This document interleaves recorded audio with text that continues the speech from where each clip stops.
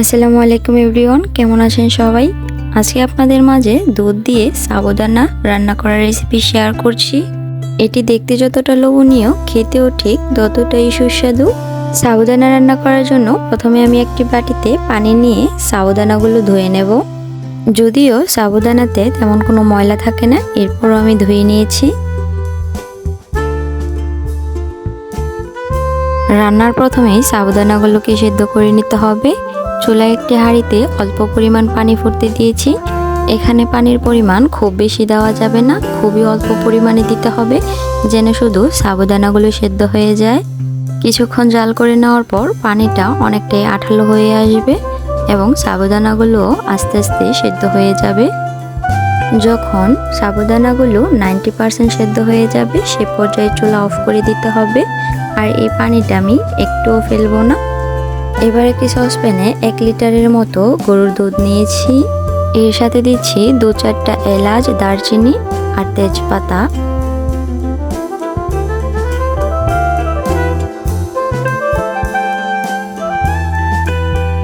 দিয়ে দিব 1 টেবিল চামচ গুঁড়া দুধ। এটি সম্পূর্ণ অপশনাল, চাইলে আপনারা স্কিপও করতে পারেন। দিয়ে ভালোভাবে মিশিয়ে নিচ্ছি। এবার দিয়ে দিব পরিমাণ মতো চিনি। আপনারা যে যেমন মিষ্টি খেতে পছন্দ করেন ঠিক সেই পরিমাণ চিনি অ্যাড করে দেবেন। এবার দিয়ে দিব সেদ্ধ করে রাখা সাবুদানাগুলো। অনেক ক্ষেত্রে সাবুদানাগুলো সেদ্ধ হতে চায় না, তাই রান্নার সুবিধার্থে আমি আগেই সাবুদানাগুলো সেদ্ধ করে নিয়েছি। তবে দুধের সাথে সাবুদানাগুলোকে রান্না করার সময় চেষ্টা করবেন চিনিটা পরে অ্যাড করার জন্য, কারণ অতিরিক্ত মিষ্টির কারণে সাবুদানাগুলো সেদ্ধ হতে চায় না। তাই দুধে চিনি দেওয়ার আগে সাবুদানাগুলোকে আগে সেদ্ধ করে নেবেন।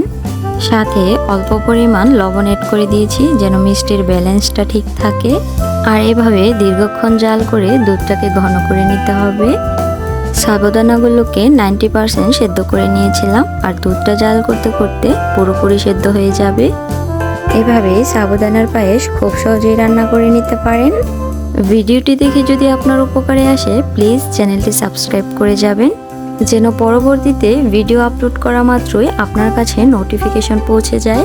আজকের মতো এই পর্যন্তই। সবাই ভালো থাকবেন। আল্লাহ হাফেজ।